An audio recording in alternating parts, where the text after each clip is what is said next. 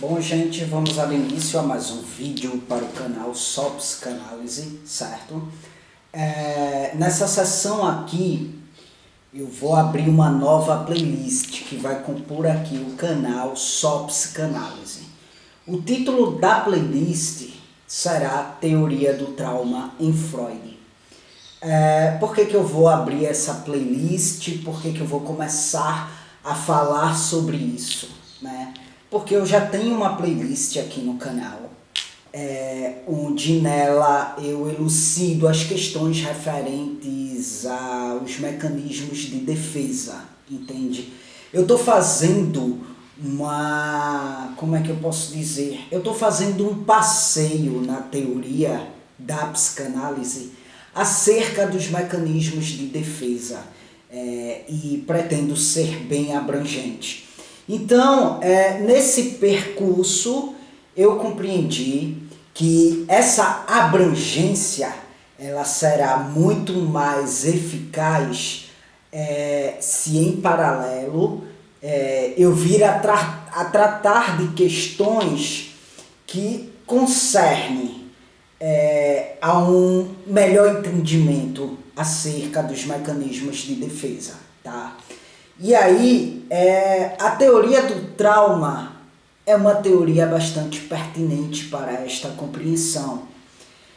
Eu entendi, eu tive a percepção que estudar e compreender a teoria do trauma em Freud é de suma importância para entender de modo clarificado, de modo eficaz, de modo abrangente as questões referentes aos mecanismos de defesa, tá?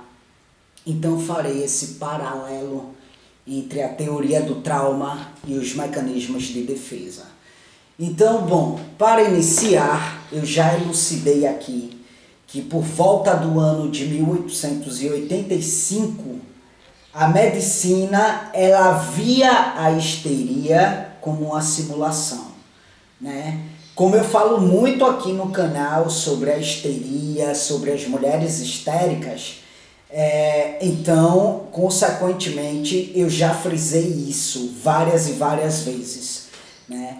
E aí o que é que acontece? Nesse mesmo ano, ou seja, no ano de 1885, Freud ele começou a estagiar com Charcot, né? E aí o seu maior objetivo era livrar os quadros histéricos desses julgamentos, dessa acusação, sabe? Bom, tudo na psicanálise parte aí da histeria, né? Parte dos estudos de Freud acerca da histeria, tá bom? Então, Freud, ele tinha essa intenção, né? De desmistificar, de desconfigurar esse julgamento, né, de que os sintomas histéricos não passavam aí de uma simulação. E as pessoas munidas da histeria, né, de modo específico as mulheres, elas eram muitas vezes taxadas como demoníacas, porque se entronchavam toda, né, e eram munidas por uma paralisia, né? E não se tinha ali uma origem anatômica, não se tinha uma origem orgânica para explicar esse feito. Então a medicina taxava como sendo mulheres loucas, né? Demoníacas, mulheres que simulavam aquilo para fugir das suas responsabilidades e por aí vai. Charcot, há um bom tempo, já investigava, né, esses quadros histéricos. Charcot sempre teve um interesse muito significativo acerca dos quadros histéricos e por isso Freud tinha aí uma paixão acentuada por Charcot, porque aquilo também interessava a Freud, né, demais. Freud tinha um interesse por aquilo ali muito acentuado também, né? E aí Charcot investigava esses quadros histéricos e ele chegou aí à conclusão que entre os agentes provocadores estava incluído o trauma, né? Porém, para Charcot, a fundamental razão patogênica eram aí questões concernentes à hereditariedade, ou seja, o que estava na origem daqueles sintomas histéricos eram aí questões concernentes aí à hereditariedade na concepção de Charcot, né? Ele via ali vários agentes provocadores daquilo, como o trauma, né, os conflitos psicológicos, mas para ele a fundamental razão patogênica eram as questões concernentes à hereditariedade. Vamos lá, partir para um âmbito mais didático, né? Vou aqui narrar para vocês um caso fictício, apenas para que isso fique claro na mente de vocês, tá bom? Vejam bem, Betânia apresentava um quadro histérico. Ela estava ali munida de uma paralisia. Era um quadro histérico porque não havia causa anatômica, né, para explicar essa paralisia. E para Charcot era uma problemática que envolvia agentes hereditários, como sendo aí uma razão fundamental patogênica, né, para que esta mulher viesse a estar naquela situação, certo? Daí Freud suspende, de modo hipotético, né, a hereditariedade, que para Charcot era a fundamental razão patogênica. Freud, quando começa a estagiar e cair de cabeça nos quadros histéricos, né, daí ele começa a divergir de Charcot em algumas questões, né? E aí é como eu estou dizendo, ele suspende de modo hipotético a hereditariedade, que para Charcot era a fundamental razão patogênica. E de fato Freud começa a dar um destaque ao trauma. A teoria do trauma em Freud vai passar aí, né, por várias mutações, entende? Como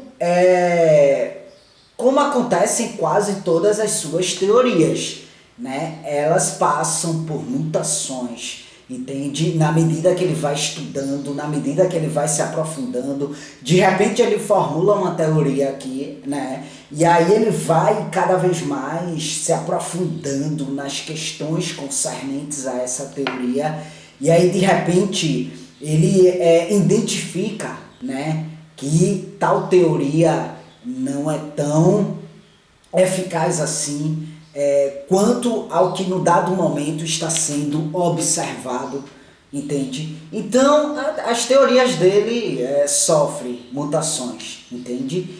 Então nesse primeiro momento, ao estudar a histeria, ao estudar e se aprofundar nos quadros histéricos, né, Freud ele dá destaque ao trauma e não a agentes hereditários. Ou seja, Freud irá se ater à relevância do papel do trauma na histeria. Para ele, mesmo uma pessoa não tendo aí uma predisposição hereditária para a devida patogênese, né, mas estando essa pessoa vulnerável, por meio de um trauma, ela pode vir a desencadear a devida patogênese, entende? Então, para isso, né, para que esse feito se instale, para que esse feito aconteça, né, o trauma ele deve aí satisfazer certas condições. Freud vai falar sobre isso, vai narrar isso, vai discorrer sobre isso em seus escritos, que tem aí como título sobre o mecanismo psíquico dos fenômenos histéricos, uma conferência.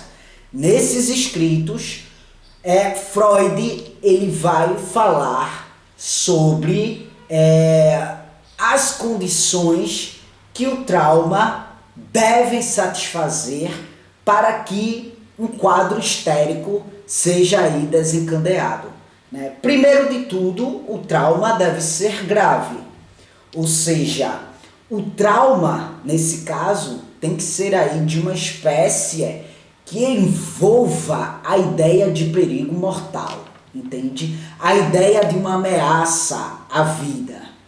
Mas vamos entender aí qual que é a lógica nesse momento adotada por Freud quanto à atividade psíquica decorrente do trauma físico, certo? Ou seja, decorrente do evento externo, tá?